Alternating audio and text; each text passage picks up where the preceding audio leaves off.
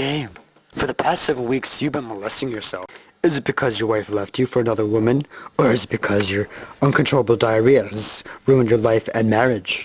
You must not like the fact that other lives are better than yours. The is this? What the is that?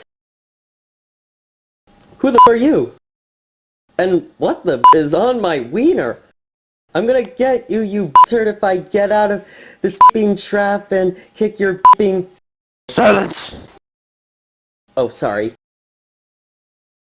As you can see, you're tied up. Your hands are back. Theodore Puppetson, are you looking at naked puppet women? No, Mother. You homo. Mother, you're embarrassing me in front of the murder victim. Oh, you're embarrassing yourself. Shut up, Johnny, big stupid. I just came down here to tell you the cat crapped in your room again.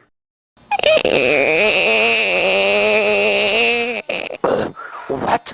Dumb sparkles. Well, let the game begin. For real. Okay, Theodore. Hey, you shut up.